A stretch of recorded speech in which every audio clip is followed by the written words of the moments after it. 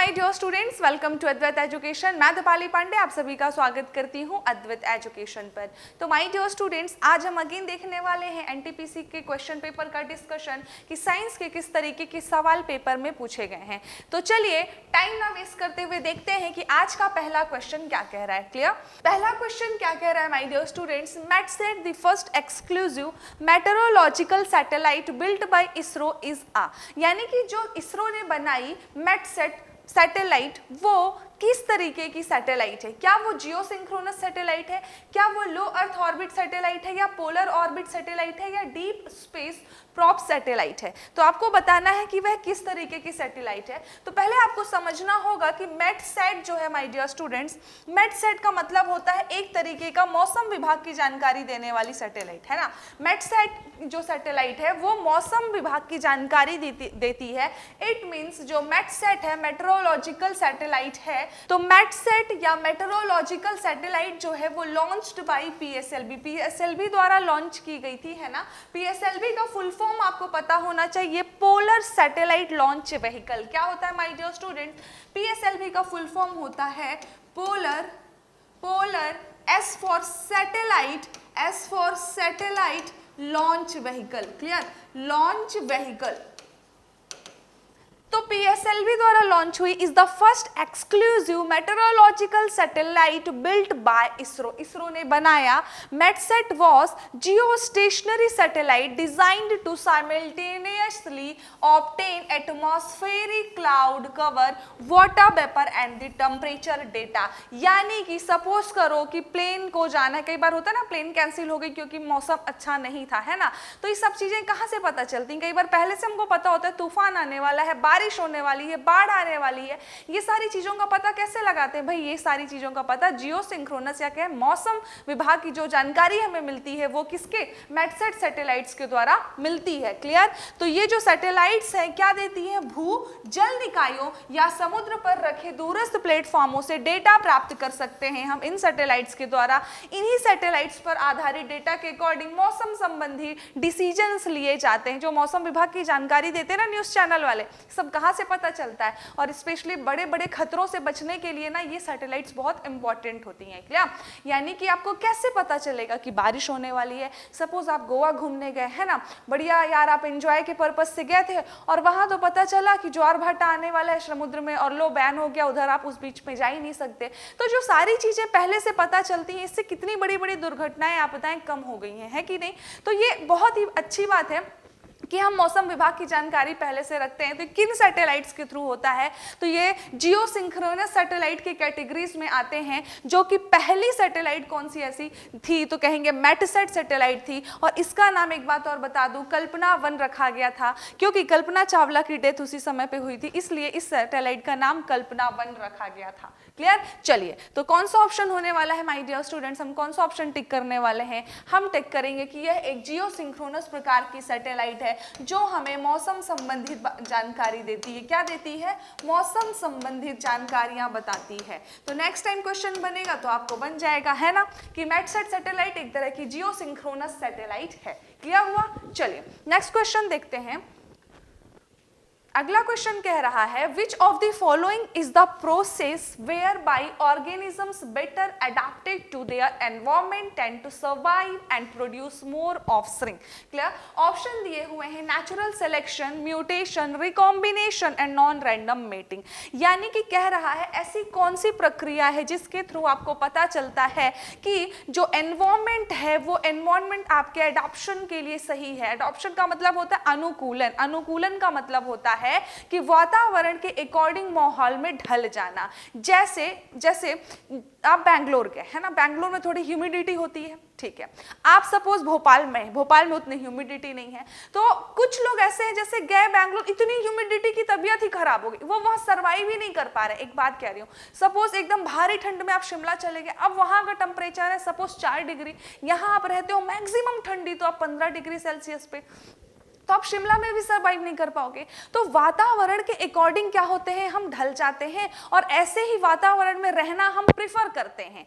तो क्या हुआ कि जो 1809 में जन्म हुआ था एक साइंटिस्ट का, डार्विन का नाम सभी ने सुना होगा। डार्विन नाम के साइंटिस्ट ने जो 1809 में पैदा हुए और 1830 में, कब माय डियर स्टूडेंट्स, 1830 में उन्होंने अपनी रिसर्च स्टार्ट करी। उनके दिमाग में ख्याल चल रहा था, भाई ऐसा क्या रीजन है कि मतलब पर्टिकुलर जगह पर कुछ उसी तरीके के प्रजाति के लोग पाए जाते हैं, जीव जंतु पाए जाते हैं, ऐसा क्या रीजन है, हर एक जगह हर एक तरह की चीजें क्यों नहीं पाई जाती। जैसे अंगूर की खेती हर जगह नहीं होती, क्यों नहीं होती भाई, क्योंकि उस तरीके का उसको जो एनवायरमेंट चाहिए वो नहीं मिलता। क्लियर। एप्पल यहाँ क्यों नहीं होता, एमपी में, सीजी में, यूपी में एप्पल उतना क्यों नहीं होता जितना जम्मू कश्मीर तरफ होता है, शिमला हिमाचल प्रदेश तरफ होता है ना।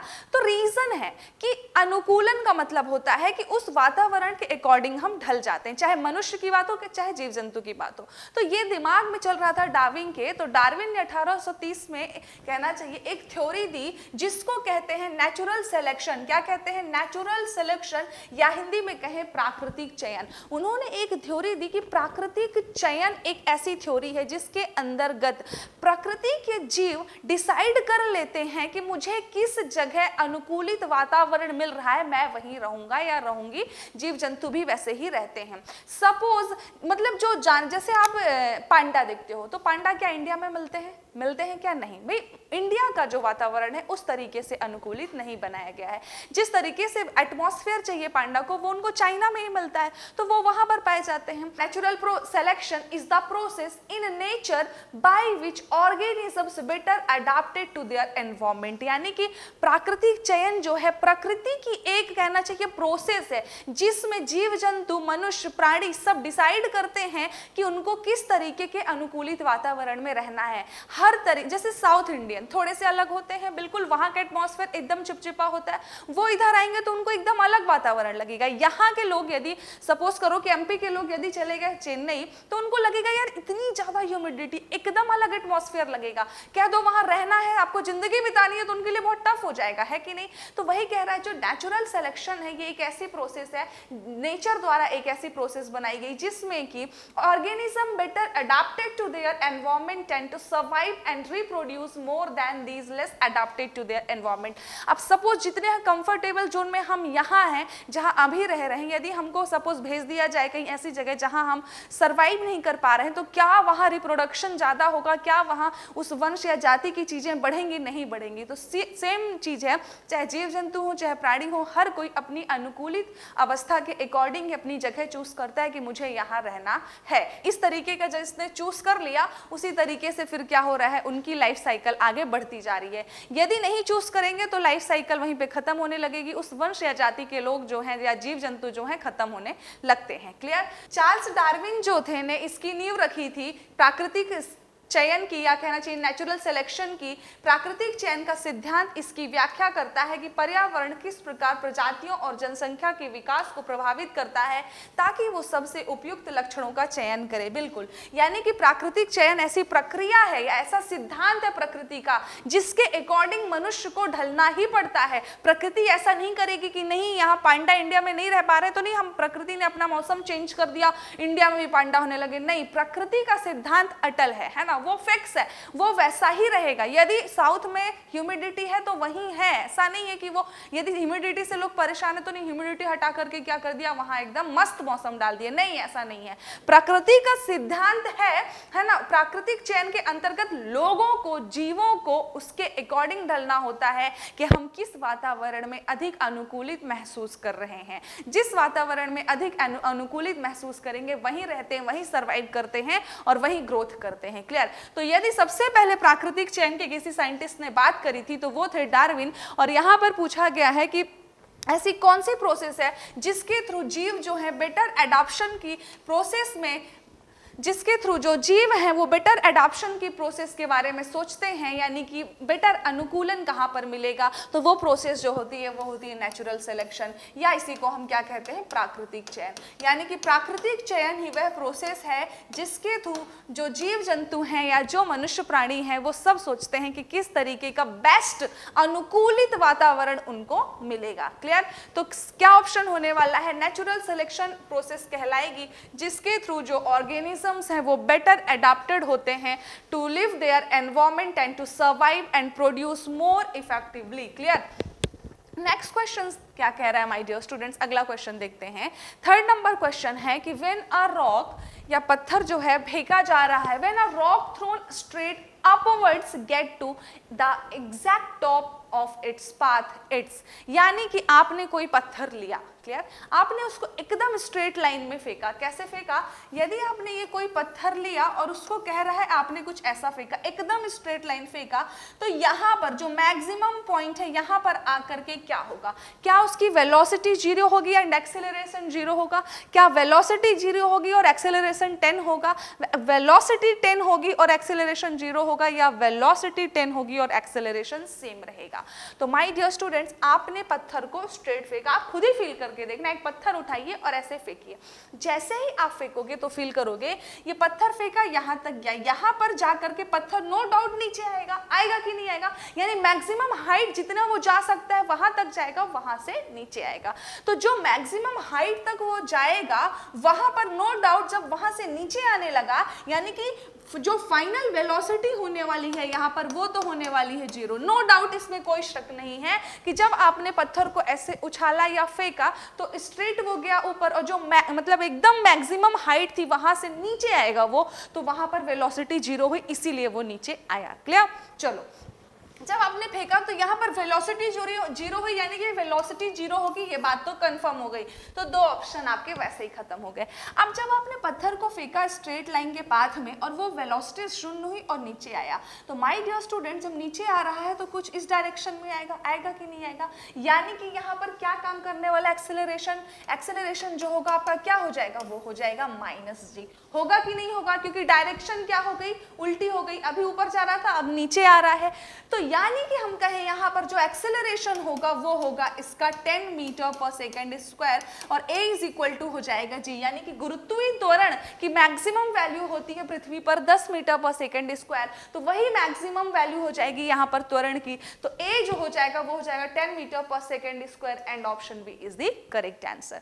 यानी कि जब आपने एकदम स्ट्रेट पाथ में फेंका तो फेंकने के बाद एक पॉइंट ऐसा होता है ना जहाँ पर पत्थर रुकता है और नीचे आता है, तो जैसे ही रुका यानी कि वहां पर क्या हुआ? मतलब वहां से नीचे आया, उसकी डायरेक्शन चेंज हुई, और डायरेक्शन चेंज हुई मतलब कि क्या हुआ? वहां पर वेलोसिटी 0 हो गई, क्योंकि वो वहां पर 1 मिनट के लिए मतलब कुछ सेकंड्स के लिए रुका, और रुक करके मैक्सिमम हाइट से नीचे आया, और नीचे आया तो अपोजिट डायरेक्शन में आया, तो क्या हो जाएगा? वहां पर गुरुत्वीय त्वरण काम करेगा, जो कि कितना होगा? मैक्सिमम होगा, मैक्सिमम हाइट पर। क्लियर? तो option B is the correct answer. आगे बढ़े, चलिए इसका एक्सप्लेनेशन भी सेम वही है जो मैंने बताया। नेक्स्ट क्वेश्चन है आपका, which of the following is an acute viral disease of animal transmitted to humans by the bite of an infected animal. इसी क्वेश्चन है, ये सब जानते हैं लगभग कि किसी भी जानवर के काटने से उसके इन्फेक्शन के थ्रू कौन सी बीमारी होती है? क्या हीमोफीलिया होती है? नहीं भाई, हीमोफीलिया तो due to the less blood in our, यानी कहना चाहिए हमारे शरीर में यदि खून की कमी होती है तो उसको हम कहते हैं हेमोफीलिया। क्लियर? कैंसर सभी को पता है, मम्स पता है, रेबीज जो होता है पता है सभी बच्चों को कि कुत्ते के काटने से कौन सी बीमारी होती है? रेबीज होती है ना, स्कूल टाइम से पढ़ते आ रहे हैं। तो ये होता क्यों है? पहले तो आपको ये पता होना चाहिए कि जैसे आपने क्या किया, जैसे आप निकले है ना बाहर, एक बात बताओ, तो जो हम पेट एनिमल होते हैं जिनको हम घर के अंदर पालते हैं तो नो डाउट वो काफ़ी हाइजीनिक होते हैं ना, उनको हम साफ सफाई से रखते हैं। लेकिन जो बाहर होते हैं, जो स्ट्रीट डॉग्स होते हैं, जो बाहर घूम रहे होते हैं, वो किस तरीके की चीज़ें खा रहे हैं, कहाँ गंदगी में बैठ गए हैं, कुछ भी वो हाइजीनिक नहीं होते।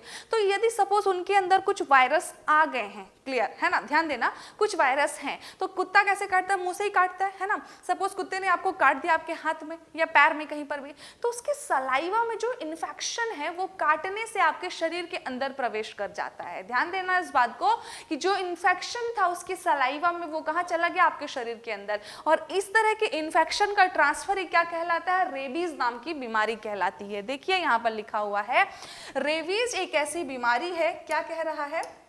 रेबीज जो है एक ऐसी बीमारी है जो रेबीज नामक विषाणु से होती है। रेबीज क्या है? एक तरह का विषाणु है। क्लियर? यह मुख्य रूप से पशुओं की बीमारी है, लेकिन संक्रमित पशुओं द्वारा मनुष्यों में भी हो जाती है, क्योंकि यह पशुओं के लार में रहता है, सलाइवा में रहता है। नॉर्मली ये मतलब पशुओं में ही होती है, एनिमल्स में ही होती है, लेकिन अब एनिमल ने आपको काटा, भाई काटा तो नो डाउट उसने इतनी तेज से काटा कि वो यहाँ पर कुछ होता है ना, छेद सा हो गया, वो स्किन के अंदर चला गया उसका सलाइवा, और सलाइवा के थ्रू इन्फेक्शन भी क्या हो गया? ट्रांसफर हो गया। जब कोई पशु मनुष्य को काट लेता है तो यह विषाणु जो है मनुष्य के शरीर में प्रवेश कर जाता है, इसी को हम कहते हैं रेबीज बीमारी। Clear?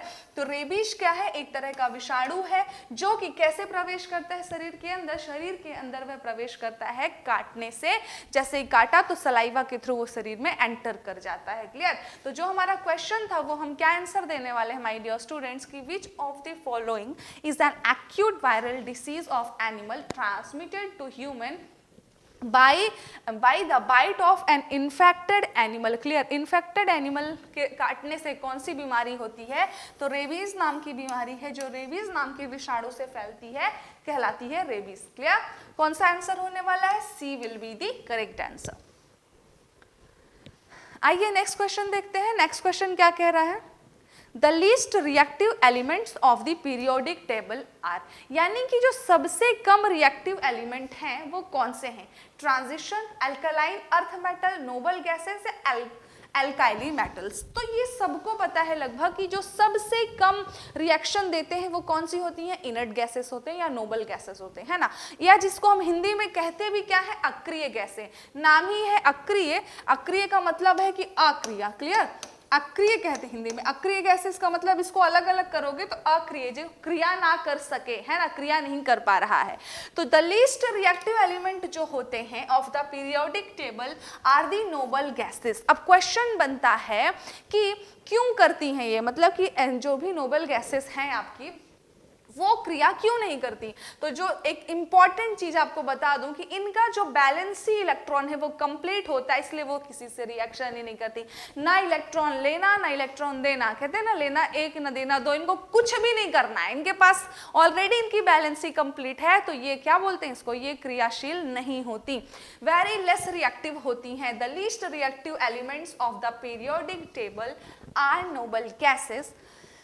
This is because of their stable, fully filled outer electronic configuration that is in nature। Exactly ये ऐसा क्यों करती हैं, मतलब क्यों क्रिया नहीं करते, क्यों ये एक्टिव नहीं होते?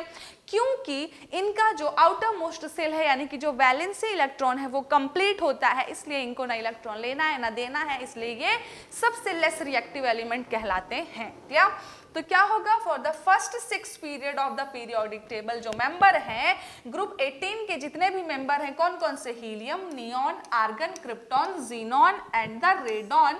ये जो मेंबर्स हैं ग्रुप 18 के ये लेस रिएक्टिव होते हैं। तो अपना क्वेश्चन था सबसे कम लेस रिएक्टिव कौन से हैं पीरियोडिक टेबल में? तो आप आंसर देने वाले हो माय डियर स्टूडेंट्स की नोबल गैसेस, या इन्हीं को हम कहते हैं इनर्ट गैसेस, या इसी को हम हिंदी में कहते हैं अक्रिय गैसें। क्लियर? तो ये जो है ये सबसे कम क्रियाशील होते हैं पीरियोडिक टेबल में। तो option C is the correct answer. Clear? चलो आगे बढ़ते हैं।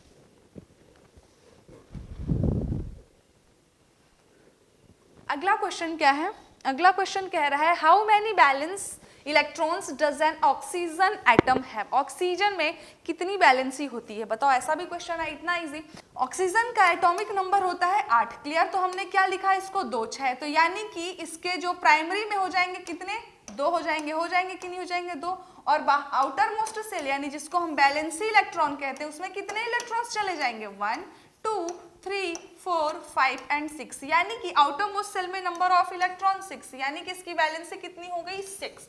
जो वैलेंसी होता है, वैलेंसी का मतलब होता है आउटर मोस्ट सेल, जो आउटर मोस्ट सेल है उसमें नंबर ऑफ इलेक्ट्रॉन कितने हैं। तो नंबर ऑफ इलेक्ट्रॉन यदि कितने हो? 2 8 18 32 हो तो वो क्या कहलाता है? बैलेंस्ड कहलाता है। बैलेंस्ड है, लेकिन इसके में कितने हैं? 6 हैं। इसको 2 इलेक्ट्रॉन की जरूरत होती है, इसीलिए ले लेता है और अपनी बैलेंसी पूरा कर लेता है। तो क्या ऑप्शन होने वाला है कि कितने होते हैं ऑक्सीजन में बैलेंसी? तो क्या कहोगे? 6।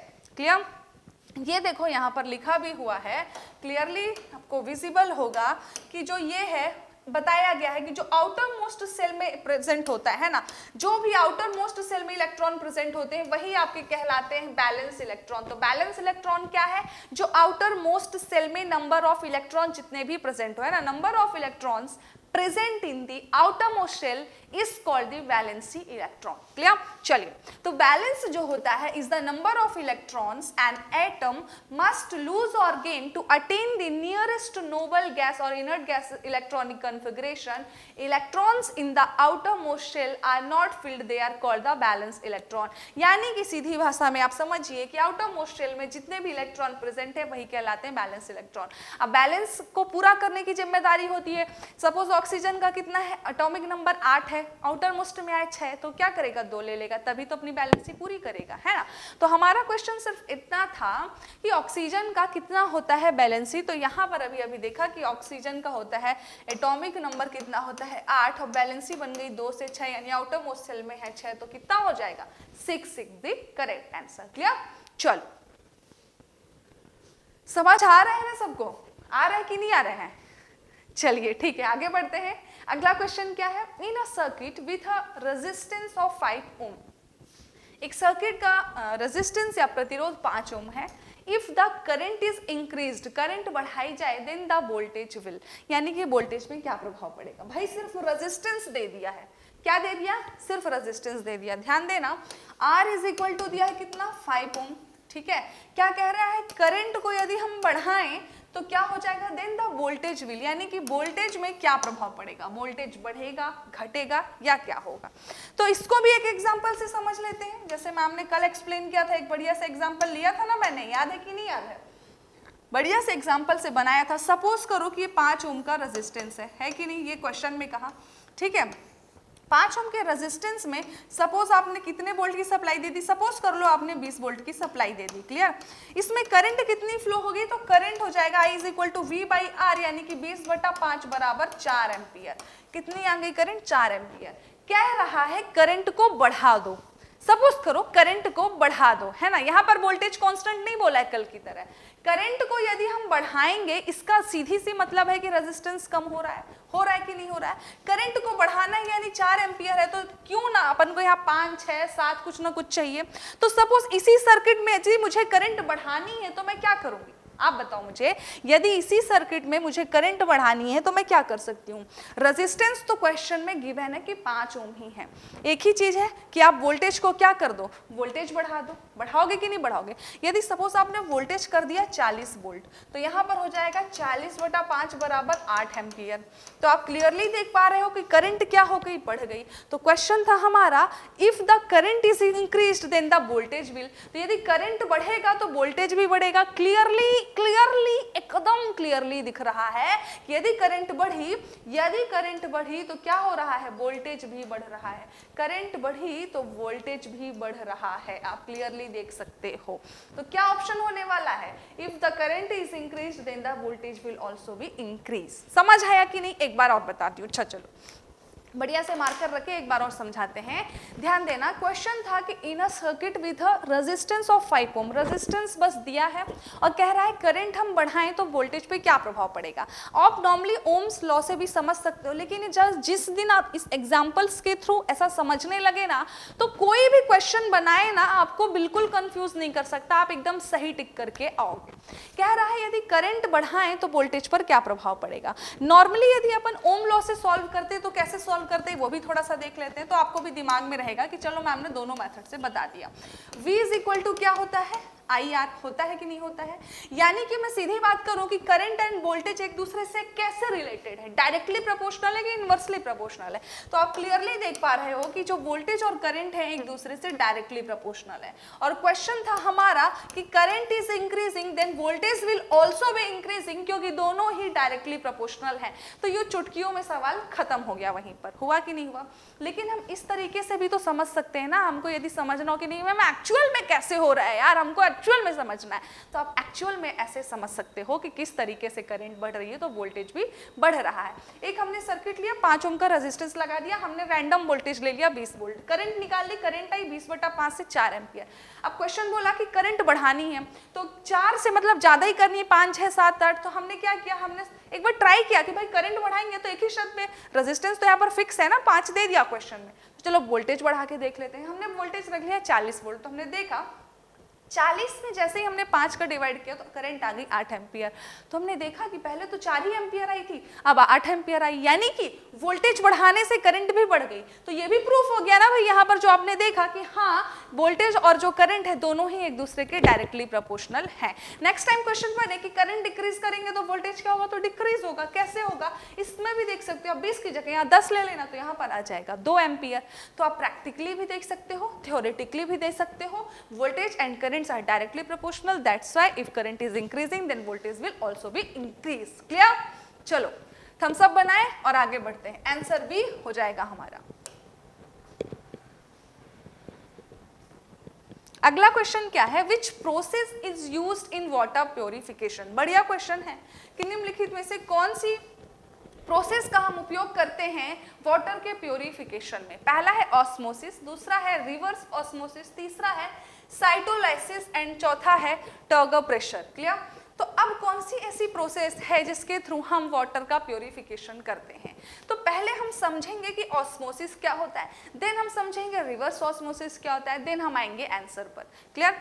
तो पहले समझो माय डियर स्टूडेंट्स ऑस्मोसिस क्या है। तो ऑस्मोसिस बेसिकली क्या है कि एक बढ़िया ऑस्मोसिस जो है my dear students, movement of water from higher water concentration to a lower water concentration through a semi permeable membrane. देखो बढ़िया से एक दिखाती हूं आपको एग्जांपल। ये आपको डायग्राम दिख रहा है, बढ़िया डायग्राम सभी को दिख रहा है ना, हाँ दिख रहा है। चलो ये जो डायग्राम है इसमें आप क्लियरली देख सकते हो कि ये कोई जार है। क्लियर? उसमें हमने यहाँ पर सेमी परमिएबल मेम्ब्रेन लगा दी। क्लियर? यहाँ पर ऐसी कोई एक हमने मेम्ब्रेन लगा दी। क्लियर? अब क्या किया कि इधर लो कंसंट्रेशन का वाटर रखा, इधर हाई कंसंट्रेशन का वाटर रखा। बोलोगे मैम कैसे पता चला, भाई इधर अणुओं की संख्या ज्यादा है तो जाहिर सी बात है कि अधिक कंसंट्रेशन है, इधर अणुओं की संख्या कम है तो जाहिर सी बात है कम। तो इस तरीके से जब हमने ये सेमी परमिएबल मेम्ब्रेन लगाई और यहाँ लोअर कंसंट्रेशन वाटर रखा, यहाँ हाई कंसंट्रेशन वाटर रखा, तो हमने देखा कि परासरण या कहें ऑस्मोसिस एक ऐसी अभिक्रिया है जिसके थ्रू जो वाटर के मॉलिक्यूल्स हैं, वाटर के जो अणु हैं, वो हायर कंसंट्रेशन से लोअर कंसंट्रेशन की ओर ट्रैवल करने लगते हैं। क्या करते हैं, हायर कंसंट्रेशन से लोअर कंसंट्रेशन की ओर ट्रैवल करने लगते हैं। यहां पर आपने पढ़ा भी था कि osmosis is the movement of water from higher water concentration to the lower water concentration, यानी कि हायर वाटर कंसंट्रेशन जिधर था उधर से किधर आने लगी, जिधर लोअर वाटर कंसंट्रेशन था। तो यदि मैं कहूं कि ऑस्मोसिस या परासरण कैसी अभिक्रिया है, तो आपको बिल्कुल समझ में आ गया होगा कि यहाँ पर हाई कंसंट्रेशन वाटर है तो वाटर क्या होगा, हाई से लोअर की ओर चलने लगेगा। क्लियर? कब तक चलता रहेगा, जब तक कि इक्विलिब्रियम पोजीशन ना आ जाए, दोनों तरफ का कंसंट्रेशन बराबर ना हो जाए। क्लियर? चलो ये समझ आया। तो अब आप यहाँ पर देख रहे हो कि इधर के अणु इधर तब तक आए जब तक कि दोनों तरफ के बराबर नहीं हो गए। अब ये मत कहना मैम ये ऊंचा है, भैया ये ऊंचा नहीं, यहाँ अणु दूर दूर है इसलिए थोड़ा सा ऊंचा है। कहने का मतलब कि जब तक दोनों तरफ का कंसंट्रेशन बराबर नहीं हो जाता तब तक मूवमेंट होता है। तो ऑस्मोसिस या परासरण कैसी अभिक्रिया है, परासरण एक ऐसी अभिक्रिया है जिसके through water molecules high concentration to lower concentration move करते हैं। क्लियर हुआ? चलिए, तो ये हमें समझ आया ऑस्मोसिस। अब कह रहा है वाटर प्योरिफिकेशन करना है आपको, है ना। वाटर प्योरिफिकेशन का मतलब है कि वाटर क्या हो, प्योर हो। अब प्योर करने के लिए क्या होता है, सपोज करो इधर है सॉल्ट वाटर। सॉल्ट वाटर का मतलब है कि पानी में नमक घुला हुआ है, यानी कि आप ऐसा समझिए समुद्री जल। जो नमक बनने की प्रोसेस है ना वो भी इसी पे बेस्ड है। इधर है आपका समुद्र का जल और इधर बनाना है को फ्रेश वाटर, यानी कि वाटर को प्योरीफाई करना है। तो नो डाउट जो सॉल्ट वाटर है यहाँ पर क्या है, हाई कंसंट्रेशन, और जो फ्रेश वाटर होगा उसमें लो कंसंट्रेशन होगा। चलिए अब यहाँ पर हमने क्या लगा दी, हमने लगाई permeable membrane, semi permeable membrane लगा दी एक यहाँ पर, ठीक है, एक झिल्ली लगा दी। तो अब क्या होगा, अब अगेन वाटर का मूवमेंट होने लगेगा हाई कंसंट्रेशन से लोअर कंसंट्रेशन में। कब तक होता रहेगा, जब तक कि दोनों तरफ की क्या हो जाए, बराबर ना हो जाए कंसंट्रेशन। और इस तरीके से ये वहां वाला पानी जो था जिसमें हायर कंसंट्रेशन में जो अशुद्धियां थी, अशुद्धियां यहीं रह करके जो शुद्ध पानी है वो किधर चला जाएगा, फ्रेश वाटर की तरफ चला जाएगा। तो आप यहाँ पर समझ सकते हो कि रिवर्स ऑस्मोसिस जो है, reverse osmosis is used in water purification because impure water is a dilute solution consisting of several undesirable salts। बिल्कुल जो impure पानी होगा, जैसे कि अभी देखा आपने लेफ्ट साइड में था, जिसमें कई तरीके के सॉल्ट थे या कहना चाहिए impurities थी। चलिए, so through reverse osmosis the undesirable salt जो है get removed from the impure water and thus obtained water can be used for drinking purpose। Suppose करिए कि आपने क्या किया, एक तरफ लिया, एक बड़ा सा जार लिया, क्लियर, इसमें एक तरफ लिया आपने इम्प्योर वाटर, इधर आपको फ्रेश वाटर लाना है, क्लियर। तो क्या क्या बीच में एक मेम्ब्रेन लगा दी। अब जो इम्प्योर वाटर है, जब आप उसमें प्रेशर लगाओगे, तो प्रेशर लगाओगे ना, तो उसके जो अणु है, यानी कहना चाहिए जो इम्प्योरिटीज है, वो इस मेम्ब्रेन के इस पार नहीं जा पाएगी, क्लियर, इस मेम्ब्रेन की इधर नहीं जा पाएगी। लेकिन पानी क्या है, पानी के जो अणु हैं वो high concentration to lower concentration move करेंगे और पानी, शुद्ध पानी पूरा इकट्ठा होगा आपके लेफ्ट साइड में, और क्या हो जाएगा, जो भी आपकी इंप्योरिटीज थी वो इधर ही रह जाएंगी। क्लियर हुआ। यानी कि मेम्ब्रेन के थ्रू जब आप इम्प्योर वाटर में प्रेशर लगाते हो तो उस क्या होता है कि जो अशुद्धियां हैं वो एक तरफ एकत्रित हो जाती हैं और जो फ्रेश वाटर है इधर संचित हो जाता है। इसी को हम कहते हैं रिवर्स ऑस्मोसिस। क्लियर। तो ऑस्मोसिस एक मतलब से मूवमेंट है पानी का जो हायर कंसंट्रेशन से लोअर कंसंट्रेशन में करता है। अब रिवर्स ऑस्मोसिस से आपने क्या किया, पानी को शुद्ध किया। कैसे किया, जिधर इंप्योरिटी थी उस तरफ आपने लगाया दाब, प्रेशर बढ़ाया, और प्रेशर बढ़ाने से क्या हुआ कि दोनों कंसंट्रेशन इक्विलिब्रियम में लाने के लिए वो जो अणु थे, इंप्योरिटीज थी, वो मेम्ब्रेन के इस पार ही रह गई और शुद्ध पानी उस पार चला गया। क्लियर हुआ। चलिए, तो कौन सा ऑप्शन अपन टिक करने वाले हैं इसका, which process is used in the purification. तो ऑस्मोसिस के थ्रू प्योरिफिकेशन नहीं होता, शुद्धिकरण नहीं होता, रिवर्स ऑस्मोसिस के थ्रू शुद्धिकरण होता है। तो option B will be the correct answer. Clear. चलिए आगे देखते हैं, अगला क्वेश्चन क्या कह रहा है my dear students. Next question है कि formation of urea occurs in. जो फॉर्मेशन ऑफ यूरिया होता है वो कहां पर होता है, क्वेश्चन पूछ रहा है। कहां कहां ऑप्शन दिया है, pancreas, liver, small intestine and kidney. देखो फॉर्मेशन ऑफ यूरिया पूछा गया है कहां कहां पर होता है, तो चार ऑप्शन है आपके पास। अब आपको पता होना चाहिए my dear students, formation of urea occurs in liver, it is transported from liver to kidney where blood is filtered and urine formation takes place।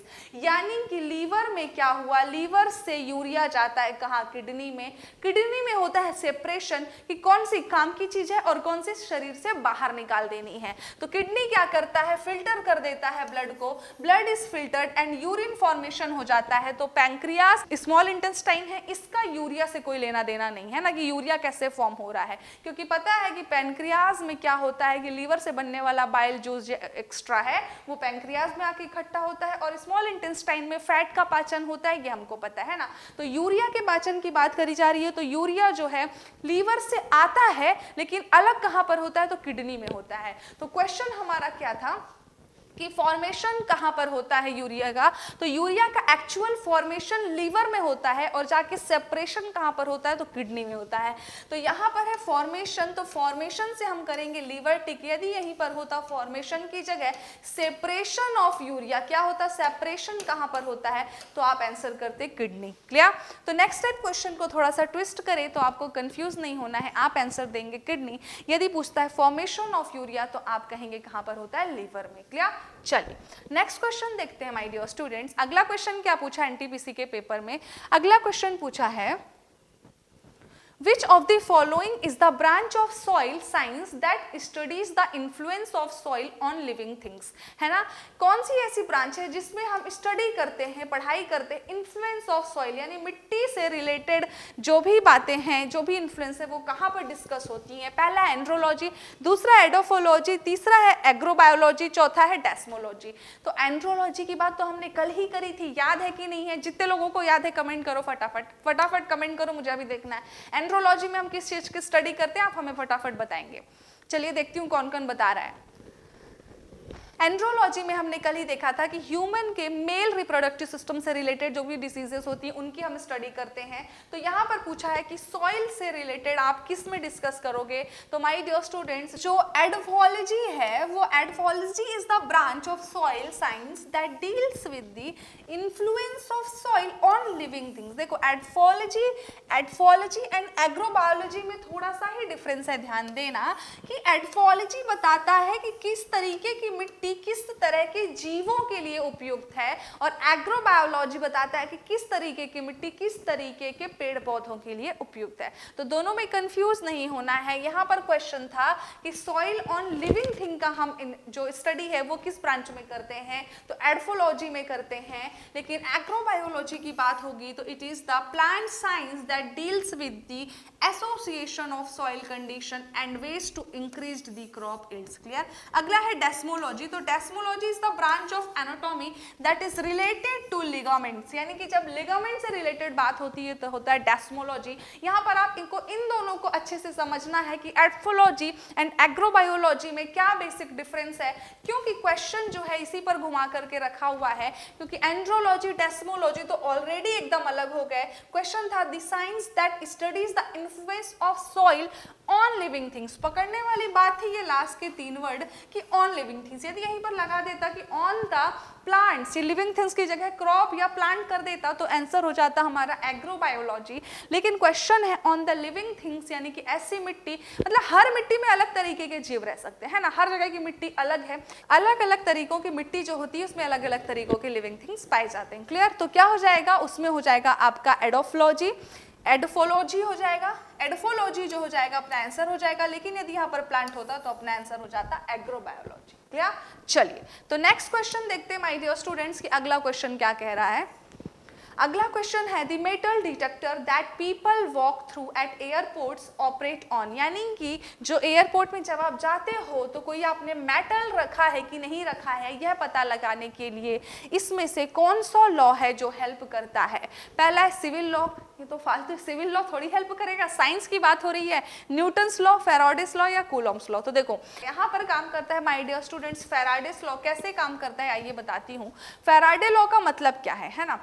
जैसे ही आपने सपोज करो कि फैराडे लॉ कहता है, Faraday law of electromagnetic induction, कि यदि कोई current carrying conductor यदि मैग्नेटिक फील्ड में रखे हो तो ईएमएफ इंड्यूस्ड होता है ना। तो जब कोई मैग्नेटिक फ्लक्स है यानी मैग्नेटिक फील्ड वहां क्रिएट करके रखते हैं, एक लाइंस बनी होती हैं, जैसे ही उसमें आप एंटर किए और अंदर कोई मेटल है तो क्या होगा, तुरंत डिटेक्ट करेगा वो मेटल को और एक क्लोज पाथ फ्लो हो जाएगा, कहना चाहिए क्लोज पाथ क्रिएट हो जाएगा जिसके थ्रू करंट फ्लो हो जाएगी और वो बीप कर जाता है। वही चीज लिखी हुई है, the metal detector used eight airport operates on the principle of Faraday law of electromagnetic induction. This law states when a conductor is moved in a uniform field a current is induced in it. यानी कि Faraday law of electromagnetic induction कहता है कि suppose यदि किसी magnetic field में आपने क्या रख दिया, किसी कॉइल को रख दिया है ना। यदि किसी मैग्नेटिक फील्ड में आपने कॉइल को रखा है तो the flux passing through the coil, ये जो इस कॉइल से फ्लक्स पास हो रहा है यदि इसमें हम चेंज करते हैं तो ईएमएफ इंड्यूस्ड होता है। E इज इक्वल टू होता है माइनस ऑफ NdΦ/dt। इसी को कहते हैं हम Faraday law of electromagnetic induction. तो आप खुद ही फील करिए कि यदि आपने इस तरीके का जो फील्ड उन्होंने क्रिएट करके रखे होते हैं, जैसे उसमें आप एंटर करते हो और आपके अंदर कुछ मेटल है तो जाहिर सी बात है वो कॉइल कहला गया वहां पर, तो क्या करेगा, ईएमएफ इंड्यूस्ड हो जाएगा और उससे क्या हो जाएगा, यदि क्लोज्ड सर्किट बन रहा है तो करंट फ्लो हो जाएगी और जो आपका बीप है वो क्या कर देता है, यानी कि जो बजर है वो बीप कर जाता है। तो एग्जैक्टली इलेक्ट्रोमैग्नेटिक इंडक्शन पे कार्य करता है जो एयरपोर्ट में मेटल डिटेक्टर होता है। तो क्या आंसर होने वाला है अपना आंसर होने वाला है option C, Faraday law of electromagnetic induction के प्रिंसिपल पर कार्य करता है मेटल डिटेक्टर। क्लियर। चलिए नेक्स्ट क्वेश्चन देखते हैं। अगला क्वेश्चन कह रहा है who is the only women to have won Nobel prize twice in physics and chemistry. तो ये क्वेश्चन बहुत कॉमन है, कई बार एग्जाम में पूछा गया है और सभी को पता होना चाहिए कि मैडम जो क्यूरी थी, मैरी क्यूरी नाम की जो साइंटिस्ट थी, उनको 2 बार मिला है नोबेल पुरस्कार, एक बार फिजिक्स के लिए एक बार केमिस्ट्री के लिए। उन्होंने रेडियो एक्टिविटी की खोज करी थी, पहली लेडी थी ये मैरी क्यूरी जिन्होंने खोज करी थी कि रेडियो एक्टिविटी नामक कोई एलिमेंट होते हैं जिनमें रेडियो एक्टिविटी क्वालिटी पाई जाती है। क्लियर? चलिए नेक्स्ट क्वेश्चन कह रहा है, अगला क्वेश्चन है, who among the following was a part of the team who invented the atom bomb. यानी कि एटम बम इन्वेंट करने में निम्नलिखित में से ऐसा कौन था जो उस टीम में था? तो जूलियस ओपेनहाइमर नाम के साइंटिस्ट थे जो कि इंक्लूडेड थे किस टीम में? जिन्होंने एटम बम की खोज करी थी। तो एटम बम की खोज करने वाले टीम में जो मेंबर थे वो कौन थे? इन चारों में से वो थे जूलियस ओपेनहाइमर। क्लियर? चलिए अगला क्वेश्चन क्या पूछा एनटीपीसी में, आइए देखते हैं। एनटीपीसी का अगला क्वेश्चन है, The polio vaccine was developed by. जो पोलियो वैक्सीन है वो किसने बनाई थी? बहुत कॉमन क्वेश्चन है और पोलियो वैक्सीन का क्वेश्चन कई बार पूछा जा चुका है क्योंकि ये इंपॉर्टेंट है। पोलियो वैक्सीन जो है जोनास सॉक ने बनाई थी। किसने बनाई थी? जोनास सॉक ने। तो माय डियर स्टूडेंट्स, आज हमने अगेन एनटीपीसी के एक पेपर का डिस्कशन किया जिसमें साइंस की पूरी सवाल देखे हमने कि किस तरीके के क्वेश्चंस पूछे जाते हैं।